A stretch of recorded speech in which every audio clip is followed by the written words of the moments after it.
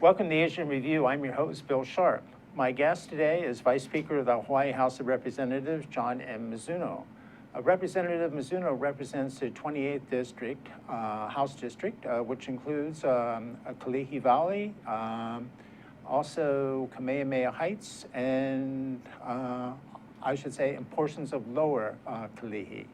Recently, he joined a trip to Taiwan, and we invited him here today to talk to us about his impressions of Taiwan. Welcome to Asian Review. It's great to have you here. Thank you. Thank you, Mr. Sharp. Thank you for having me on. You're quite welcome.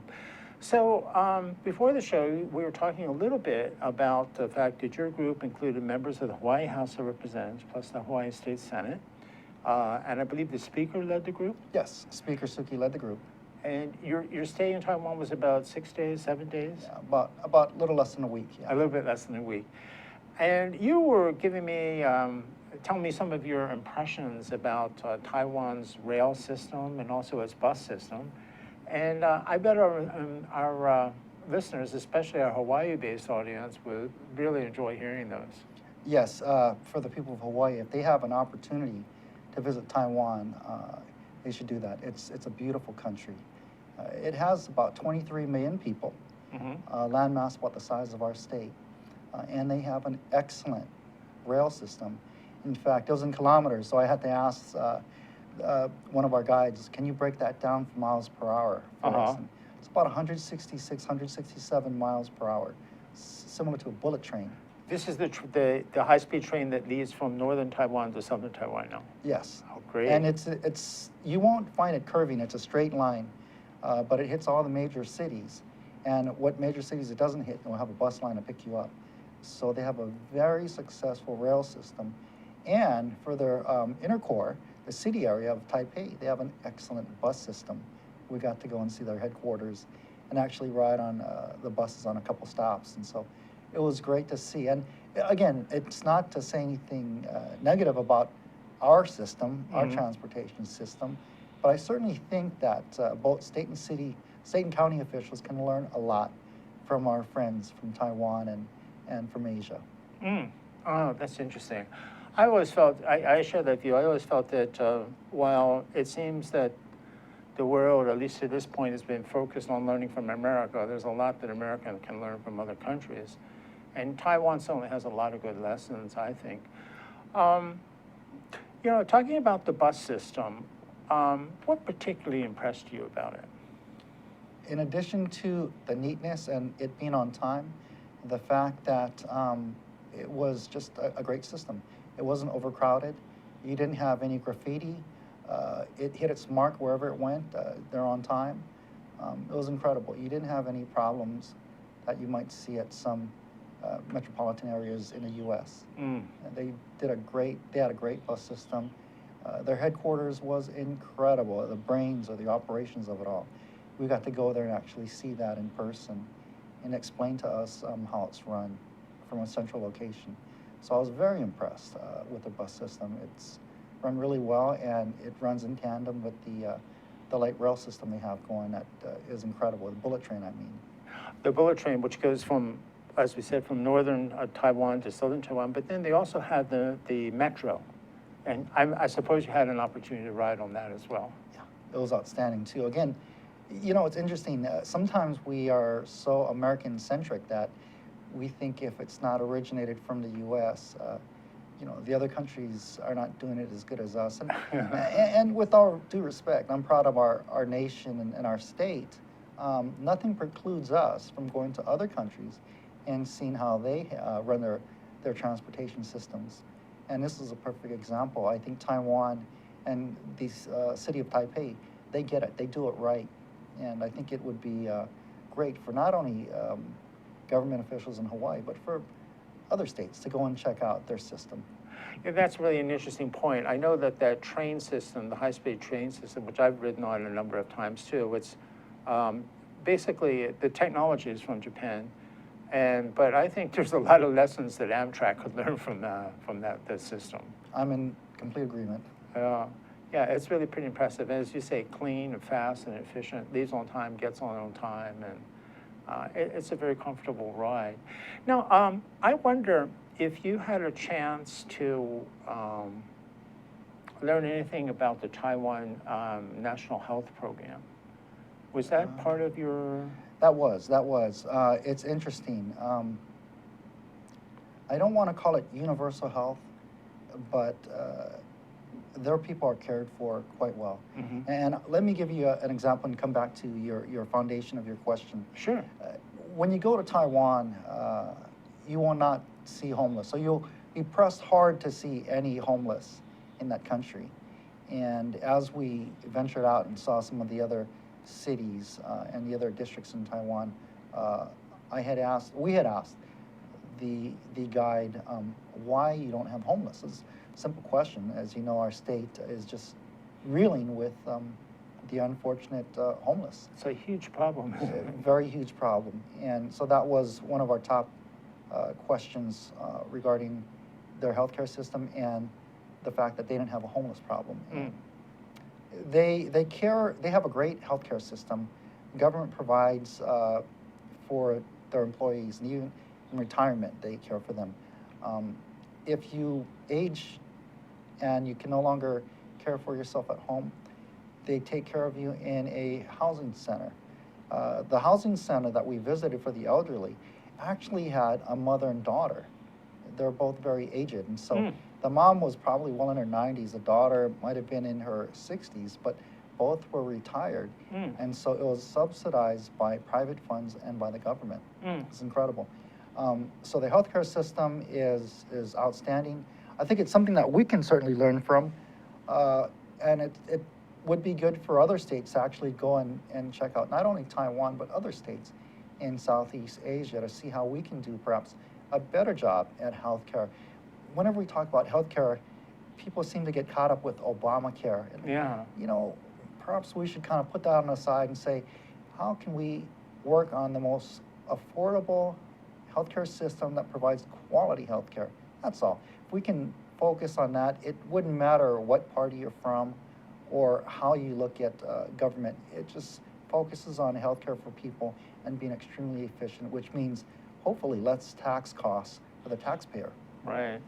Yeah, that's very interesting to hear your observations on that. I mean, Hawaii has sort of wrestled with this idea of how to take care of older people, and as you said, the homeless problem, especially on Oahu, is really big.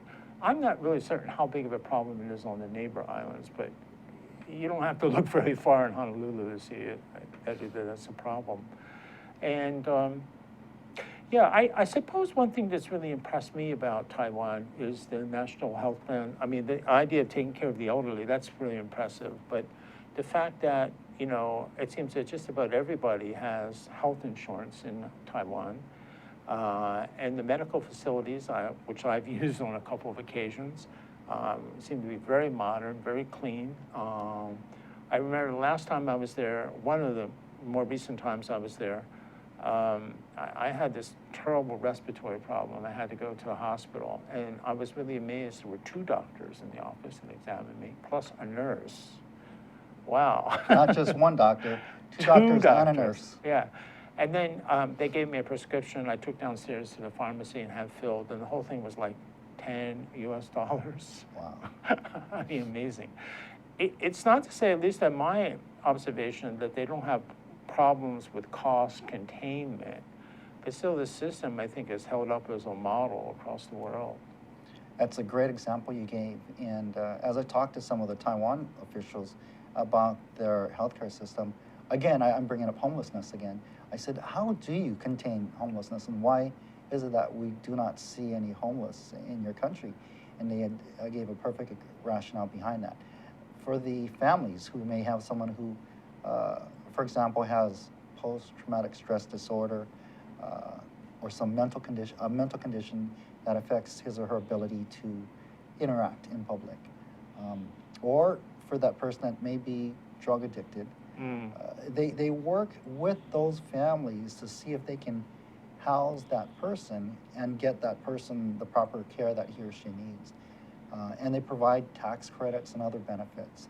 And so that's why you have families caring for those that are in need, in addition to government jumping in and working with support services for those families. Of So it's a very good model. It's a lot that certainly not only Hawaii but our nation can learn from, and I think Taiwan provides a great display of healthcare benefits to their people while keeping costs down to the taxpayers. My personal view is that Taiwan really does have a lot to be very proud of, and that accomplishments that as you've said, other nations can study and benefit from, but it's so overshadowed by China and the news that we sometimes forget about Taiwan, and some people get Taiwan and Thailand totally mixed up and think they're the same places. You're right. You're right. Taiwan, Thailand, Taiwan, China, People's Republic of China, who's who. I've heard that. And so it is interesting that there's a difference. And you bring me to a very good political point, and that is, on our visit, I hope you don't mind, I'm looking at some of my notes. No, not at all. Thanks. On our visit, we You're actually... the guest. No, thanks. We actually got to meet at the, gosh, it would be similar to what would be, it would be called like, the UN would have a consulate. Because mainland China has a consulate, they could not call this a consulate, so instead they called it the American Institute. Right. So as we went there, one of the questions that some of the Taiwan officials had asked if I could bring up was if the U.S. would be okay with selling F-21 fighter jets to Taiwan. And I didn't know that was very hot topic. I didn't really know until I got in. So I go in there, of course, there's a picture of our president, and everyone's dressed in uniform. And they wouldn't, I knew it was interesting because they wouldn't let any Taiwan elected officials come in. It was this was in American Institute in Taiwan? Yes, American Institute in Taiwan. Right. And the de facto embassy. The de facto embassy, correct. Right. So as we're in there, we talked about the great relationship between U.S. and Taiwan, and I happened to bring that question up. I said, it's my understanding that we already sell F-16 fighter jets to Taiwan. Why can't we sell them the upgraded fighter jets, the F-21s? And that was... Is it F-21s or F-16Cs and Ds? It's a higher grade. It's F-35s maybe. F-35s or F-21s, but it was a higher grade than the F-16. Okay. And the reason I know that is because the American Institute official explained to me that we already retrofit our F-16s as we sell them to Taiwan. And he was evading my question, so I said, can't we sell them the upgraded, whether it's F-35 or the F-21, can't we sell them the upgraded fighter jet? And the answer I got was, by the second question, he knew that I wasn't going to let go. And he answered no. He said, at this point, no. He said, we have, and this is not being political, he said the answer that I was hoping he would have just given me the first time.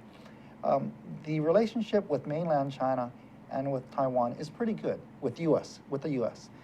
The United States is worried about causing a possible conflict if you sell them the advanced fighter jet to Taiwan. Now, my understanding is Taiwan, symbolically, if they had the advanced fighter jet, symbolically, that's a statement to your neighbor saying, we got the top of the line fighter jet. Now it's not, I don't want to use the words or the phrase in your face, but it's very powerful to have the most advanced fighter jet in your country, even if you only have a fleet of 4 or 5 of them. I think you're absolutely right about that. I personally have supported the sale of more up-to-date fighters to Taiwan. You said it. You hit it right on the head. Is the U.S. is just so hesitant that this will upset the apple cart with China, and China will go ballistic, and for even minor things, China tends, in my view, to overreact. Yeah. So I was very glad that the official did come forward and share the non-political answer and just break it down into why they're worried about upsetting the nice balance they have at this point. So I said, okay, that was fine. The interesting thing is, after the meeting, I talked to our officials in Taiwan, and they said, yeah, we kind of thought he'd say that. And I'm sure they had other officials in the past that had brought up that same question. The fact of the matter is, Taiwan does a lot of business with mainland China and with the U.S. And so the more and more we do business with both Taiwan and mainland China, and they interact with business with each other, there's less of a chance of either of them ever going to war against each other. It's a good thing. And so we did talk about that, and that came up, and I was happy to hear that. Great. Well, we're going to take a break now. You're watching Asia in Review. I'm your host. My guest today is Representative John M. Mizuno, Vice Speaker of the Hawaii House of Representatives, and he's telling us about his impressions gleaned from a recent trip that he made to Taiwan along with a group of Hawaii legislators. We'll be right back. Okay, this is Think Tech Hawaii, and it's Wednesday. Every Wednesday is Energy Wednesday here in Hawaii, the state of clean energy. 4 to 5 p.m. every Wednesday. Come and listen to us. And just to show you what I mean, I'm going to ask Sharon to tell us more.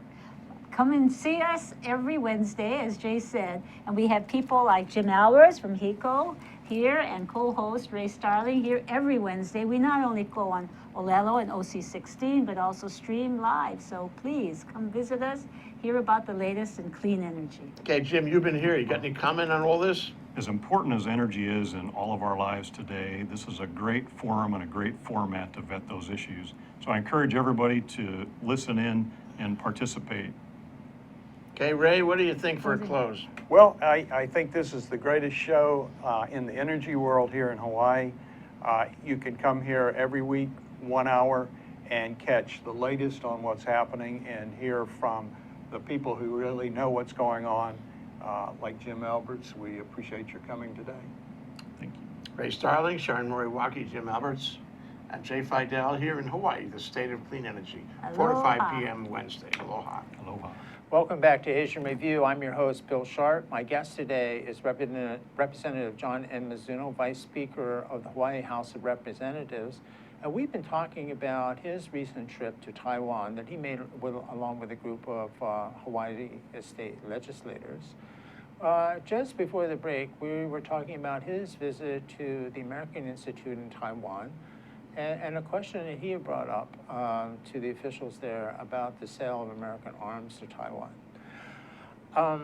Well, did this discussion on arms go any further than the aircraft, or? No. I think that was as far as it went. We went back and forth, but again, it appears that America has a good working relationship with both Taiwan and mainland China. And they'd like to avert ruffling any feathers, so to speak. And so I got his answer loud and clear, and after that, I didn't ask any further questions. While you were in AIT, did trade issues come up, TPP, the Trans-Pacific Partnership? Yes, it did.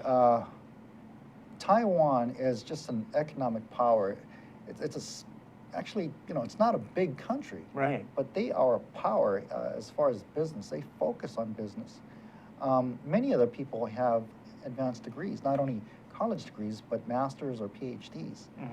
So it's an incredible group of people that are highly motivated and focused towards business.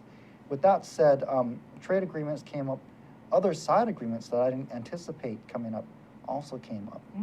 There was an international incident where a fishing vessel from Taiwan were in waters near the Philippines. I don't want to say remember that. in but what had happened was the Philippine Coast Guard came and it got violent. Some lives were lost, and Taiwan had asked for an official apology. And they had asked us if we would be willing to ask for a meeting or a formal apology from the Philippines. So again, it begins to sound like the politician talking again. The United States and the state of Hawaii has an excellent working relationship with the Philippines. We have deep roots with the Philippines. So that's where actually I was on my heels saying, well, I don't know if a state lawmaker should go and try to work on apology. It's an international thing. Perhaps Congress should work with the Philippine government. So they did bring that incident up, and we didn't really address it. We said we think that it's more of a congressional, federal thing. That seems like a diplomatic issue. It would. The tough thing, though, is if we go in and talk to the Philippines Department of Foreign Affairs and try to get them to meet with Taiwan, it may look like we're taking Taiwan's side. And again, so that's where Right. I kind of felt, wow, I just got in there talking about providing them with advanced fighter jets, and now I'm backpedaling, and I'm saying, I don't know if we're going to get involved in that. So that was an interesting issue that came up, and we talked about it, and I had indicated that we do have strong roots in the Philippines, and I think this might be a federal issue Right. for the federal government to bring up. I think that was a very wise move. Thank you. A very wise move. Was there a total agreement in the delegation on that view? I'm not certain, because that issue, I think myself, maybe Speaker Suki talked, and maybe Senator Kalani English had mentioned a few words, and that was it. But it seemed like the three of us had talked. There's 7 of us all together. We're in agreement that perhaps the federal government had the purview in this, and so we kind of stepped back. Senator English speaks Chinese, as I recall. Senator English is incredible. He speaks Chinese. He was the one, talking about the trip to Taiwan, he was the one that got me into the different teas. There's black tea, green tea. Oh, really? There's even red leaf tea that we saw at Sun Moon Lake. I didn't know this, but Senator Kalani English educated me on the different teas, as well as the people that would, we visited 2 tea farms. That's how much Kalani English liked Taiwan, culture, and tea. I learned from Kalani and some of the others that brew the tea that oolong tea or green tea has more caffeine than the other teas. Right. Sun Moon Lake had a lot of black tea. It was incredible. And so, yeah, it was a very cultural experience for me. Let me tell you, I didn't drink as much tea as I did in that 6-day period of my life. Taiwan has some great tea, too. Some great teas, and they all talk about the different flavors and stuff, and I brought a lot of tea back. But yeah, Kalani is great. He is, we call him the international lawman. He speaks Chinese.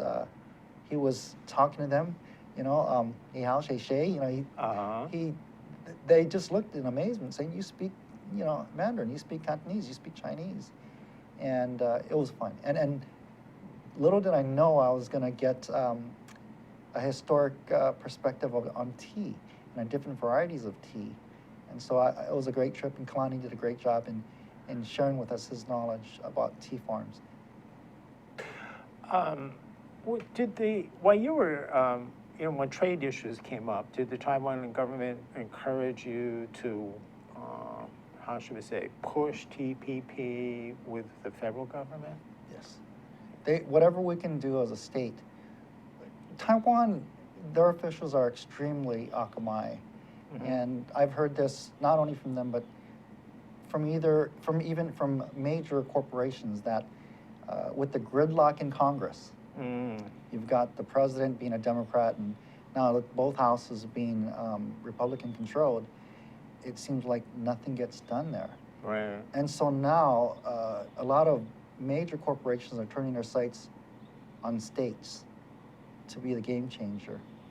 So you've got 50 states and different territories, and they're focusing more on the states and the territories to make decisions on trade agreements rather than Congress. That's a very interesting point of view. Very interesting. Wow, I didn't realize that. As Yeah, long as thank it you. doesn't violate federal law, it's not preempted, we can do that. They encourage as much trade and business as possible. And just on a micro view, they talked about Hawaii and Taiwan. I didn't know this, but every other block, it seemed like they had a 7-Eleven there. But it's not your regular 7-Eleven. You just don't buy a coffee or a Slurpee there. You can actually buy produce. Right. And right. so they had told us that if Hawaii, whenever we send them fish or products from Hawaii, Kona coffee, less than 3 days it goes out. People buy it Wow. up really Wow. fast. And so as soon as you can bring them in, they can sell it. So there's a market there for Hawaii goods. A big market. And Right. so regarding trade, DBED, Department of Business and Economic Development, Tourism, we got to visit their office, and we actually funded them more money. In the past, I believe it was $75,000 from the House and $75,000 from the Senate, $150,000 total. But it would be split half-half with the office in Taipei, Taiwan, and the office in Beijing, China. Okay. They needed more money, and so we upped it to $250,000, split between the two. Okay, so 125 for the office in Beijing, 125 for the office in Taipei. Yes. And this is how important that was, how it's symbolic and important. If one of those offices closed, we'd have to close both. Really? Because the balance. It would look like Oh. we're favoring mainland China over Taiwan. Or if we close the Beijing office, it would look like we're favoring Taiwan over mainland China. And that's why both offices stay open or both offices close. That's politics. That's very interesting. Now, lots of times when a state delegation goes to Taiwan, they come back and they pass some sort of resolution Yes. promoting, the relationship between that particular state and Taiwan. About a week ago, the Iowa state legislature did such. Was that your experience? Yes, I believe we drafted it, and all the people that went, the House members signed it. I think we had a concurrent one on the Senate, and we passed it. So continued relationships with Taiwan. And even before that, we had a resolution to request Congress to ease visa requirements. And eventually that was passed through Congress too. And that's been a real shot in the arm for Hawaii's tourism industry. Mr. Sharp, you're absolutely right. Keep in mind, when we talk about tourism being our #1 economic driver, it used to be that the people from Japan, Japanese tourists, would spend the most money. If you look at recent data, it shows that people from Taiwan and mainland China, on the average, spend over $400 a day in Hawaii. They're the #1 spending tourists that come to our state. And with an estimated 100 million Chinese, people from China, mainland China, and Taiwan expected to travel in the next 10 years, Hawaii is closest to both destinations as a state, part of the United States. We would benefit most from that type of travel. So yes, you're absolutely right. That is a great shot in the arm. We're hopeful that we can continue to get good results from the tourism industry, not only from Taiwan, but from mainland China too. Did you have a chance to talk to Taiwan politicians, like members of the Taiwan National Legislature? Yes, we talked to a few. Well, we actually met with Ambassador and Director General of the Department of North America Affairs, Bruce Linghu. He was great. We had a great meeting with him. Then eventually we went to it's called the Taiwan Yuan. Okay. Yuan. It's a parliament. It's one body. Right. Kind of like Nebraska's Senate. Right. It's not bicameral like us, the Senate and House. Right. It's only one parliament, one body. And it was impressive. Let me tell you, it was incredible. The officials there are extremely professional, and I was amazed. It was just a sight to behold at their parliament. Or of course, again, they call it the Executive Yuan, Taiwan Executive Yuan. It was incredible. And I guess you got to talk to representatives from both sides of the aisle? Yeah, they have a system where they just seem to work out their differences. I'm sure they have a lot of debate like us, but it seemed like it was more, organized. I'm not saying orchestrated, but more organized in what they do. And they have a governor there too, Governor Lin, Lin, Lin, that we met. Very nice gentleman. But he has different powers. Wouldn't be the same powers as Governor Ige. Okay. Nevertheless, it was still great and fascinating to meet him and talk to him. No, that's interesting. That's really interesting. So, now, the politicians you met, these were national politicians in the national legislature?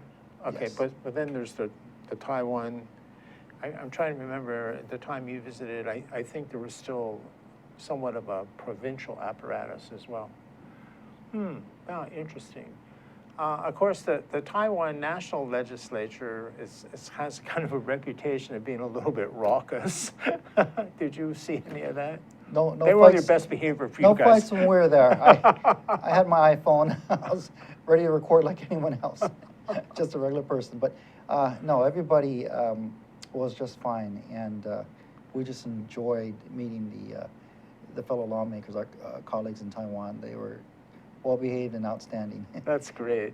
We're going to take another break here. You're watching Asia in Review. I'm your host, Bill Sharp. My guest today is Representative John M. Mizuno, Vice Speaker of the Hawaii House of Representatives.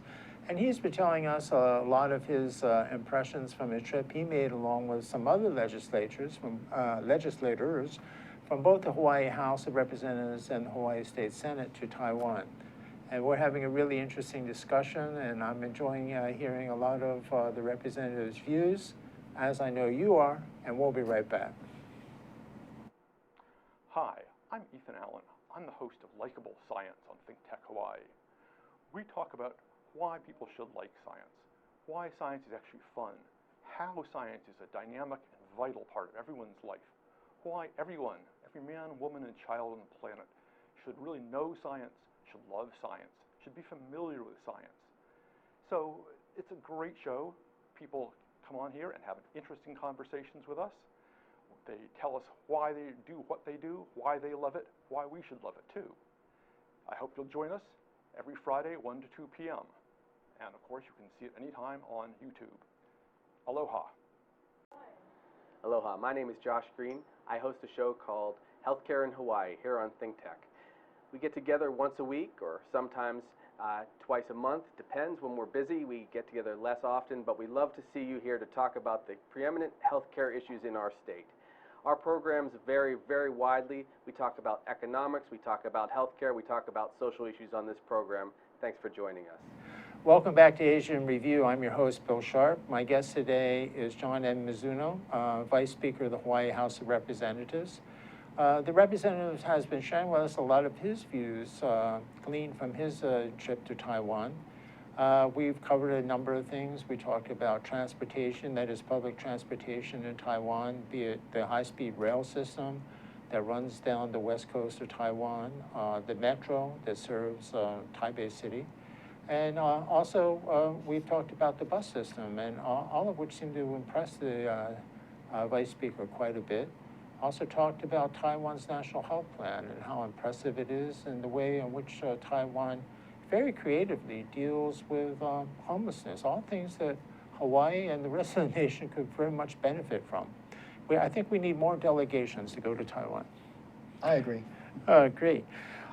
Yeah, interesting too. You talked about trade issues and the sale of, advanced fighters to Taiwan. Did you get a chance to talk to I know you had a chance to talk to Taiwan politicians in the national legislature, but did you get a chance to talk about the real nitty-gritty of campaigning and compare campaign styles and that sort of thing? Not as much. I would have liked to have learned what they do, but we didn't really get into their campaign styles. I know Hawaii's unique. We've got sign waivers and we do all kinds of interesting things. We got signs all over the place depending on what district you're from. Right. But that's just Hawaii. I think it's an original brand that you might not see in another state. But yeah, Taiwan, we didn't really talk to our good colleagues about their campaign styles and what they do to get reelected. Interesting. One thing that's impressed me about political campaigns in Taiwan, which happens to be a particular interest of mine, is that like 4 or 5 hours after the polls are closed, all the results are announced. No hanging chads. Efficient. I think this is another area where the United States might benefit from taking a little bit closer look at Taiwan. I'm in agreement. I think even the people in the state of Hawaii would like a more efficient system where you don't lose a ballot box here or there, and you don't have an area like in Puna that some of their votes just weren't counted or counted a lot later after you know probably how the results will pan out. So if we could be more efficient like Taiwan, that would be great. Yeah, it's really, really impressive. I've always been impressed by that facet, that characteristic of the way in which Taiwan administers their elections. So you didn't get a chance to talk about fundraising or any of that kind of thing? No, but I probably should have. They're probably got a leg up on us on that too. No, it's fascinating. Again, I have nothing but great things to say about Taiwan. The people were very kind and respectful. I didn't see homelessness. Their healthcare system is second to none, and they're just good people. Again, highly educated. Right. Their transportation system was excellent. Again, we learned a lot, and I think it would behoove us not only visit countries like Taiwan, but other countries where we can gain beneficial knowledge and help move our state forward. So I think it was a good visit. I think we learned a lot from them, and I'm hopeful that in the future we continue not only with Taiwan, but perhaps some other countries too. Which other countries would you personally like to visit to on a similar type of trip? It depends. If we're talking about transportation, probably Japan, maybe even China, mainland China. If we're talking about engineering or working on highways or byways or freeways, maybe Germany. Right. So it really depends on what content we're looking at. But I think, again, it benefits both us and the other country in a stand of strong friendship, sister state agreement, or what have you, to learn from them, and they can learn from us what we do particularly well. And so it again depends on the subject matter, but I would hope that the state legislature and our federal delegation will continue to do these goodwill missions to learn not only from Taiwan, but from other countries, and hopefully they can benefit as well. Did you get a chance to look at, I know you're only there for 6 or 7 days, and you know there's a lot to see in that time period. Did you get a chance to look at public education in Taiwan? Or any lectures or briefings about that? No, we got to visit a couple colleges. The reason why is because they're right next to a couple of the night markets. So we went shopping, and I noticed a ton of bicycles. And again, education is key for them, with many of them not only getting a college degree, many of them going on to get a master's and a PhD. Right. Interestingly enough, many of the bikes weren't locked up.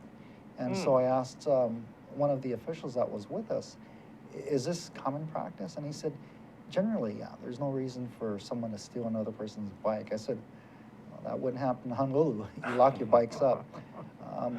Lock it or lose it. Yeah, it was interesting. So and we actually did see a lot of the college students that were out, they're buying food and taking a break from studying. But it seemed to me that they're well-mannered. I didn't see them getting drunk or anything like that. Right. I think emphasis has always been put on education in Taiwan and many of our other countries in Asia. Right. And that's a good thing. And so if we can use that same rationale, I think it'll help our state and our country go forward. Great. I've always been pretty impressed by, when I say public education, I was talking about like elementary, junior high school, and secondary in Taiwan and other countries in Asia, frankly, is because when you graduate from high school, Taiwan, Japan, South Korea, you really have a pretty lot of skills and a pretty lot of knowledge at your disposal. And sometimes I don't think that's the case in America. I mean, Hawaii's got problems with public education at these levels, but it's not the only state. I mean, this is pretty much a nationwide problem. Right. It's got to be that we focus more on education. Because truly, and it sounds like a political speech or a campaign message, but it actually is true. The keiki of Hawaii represent the state's most precious resource. Right. And whenever people ask, why do you say that? And I say it's real simple, because they represent our future. Right. Mr. Sharp, when you and I are retired, if they have a great state system, a healthcare system, and our young leaders who took over are doing our state justice, we're going to be fine in our retirement. And that's why it's always a most worthy endeavor to invest in education and invest in our youth. And that's what Asia's got. They understand that. And again, I'm hopeful that we can do a better job in Hawaii and for our nation. That's a good point. I totally agree with you. It also seems that, and certainly taking into consideration some of the things that you mentioned, that in fact everything you mentioned today, is that our curriculums do have to have an international aspect to them as well, or else we just become very tunnel tunnel focused, tunnel vision, prisoners of tunnel vision. Yes, it's great to have some of our students do student exchange programs. We have a program with Okinawa, Japan, for example, which is great. We'd love to get that extended to various other countries. Again, you hate to be Hawaii-centric and just think the world revolves around us. Right. It's not like that. And if our kids are to excel in college and in their careers, they need to have a world view, not just a Hawaii view. And so I agree. I think we really should make sure our students get the worldly aspect of life. And it's not just centered around our state, but there's a whole world out there. Probably should have asked you this in the beginning, but let me get it in now. We still have 4 or 5 minutes here. You visited Taipei, of course, and you mentioned Sun Moon Lake. Did you visit some other places in Taiwan? Let's see. We visited. I'm actually going through some of my notes. Okay. By Sun Moon Lake, we visited a tea farm there, where a lot of the farmers went broke because they're great farmers, but they're not good businessmen. Government got involved and helped them with their business, so their farms began to flourish. We visited the National Dr. Sun Yat-sen Memorial Hall. If those of you that recall Dr. Sun Yat-sen, he led the revolution, break away from mainland China. He actually went to school in Hawaii. He's got a definite tie with Hawaii. Huh? He went to Iomani and Punahou. And Punahou. So Yeah. he went to both schools. How interesting is that? And so there's a good relationship. When you talk to the Taiwan people, they feel that Hawaii is part of their connection, part of their roots, because their national leader actually was educated in our state. And so that was really nice to visit his memorial hall. It was a museum of all of his accomplishments. That was great. We also visited the Council on Economic Planning and Development. That was at their legislature, the Executive Yuan. Okay. And we also visited the indigenous peoples. These are tribes in Taiwan, and they all have recognition in the government. We met them at the Executive Yuan, their parliament again. And we met their tourism officials. And we also visited the National Chiang Kai-shek Memorial Hall before we went to the American Institute in Taiwan. Okay. So they took us just about everywhere. We visited a lot of different places. Again, their tourism officials were really great too. They liked our brand of tourism, but they also do a good job, and so it was great. Oh, talking about people with disabilities, they actually have them doing crafts. And so we went to one of the markets. It was the Flower and Jade Market in Taipei.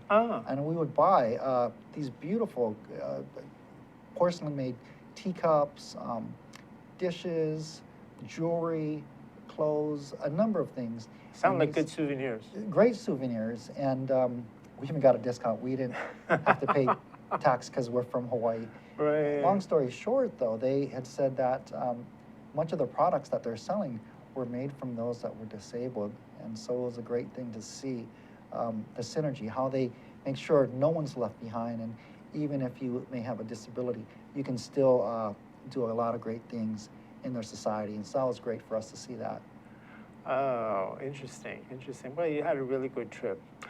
Well, we're coming down to our last 2 minutes. Anything you want to say about what's going on at the legislature, or as we're into this really sometimes difficult time of the term, the session, when conference committees are going full blast? You're right. We're very excited. We're hitting the home stretch now, and a lot of people are interested. We know because of the phone calls and the emails about rail. Is it going to be extended, and are you going to extend it by how long and by how much? Is it going to still be 0.50 on the surcharge, or are you going to reduce that or go higher?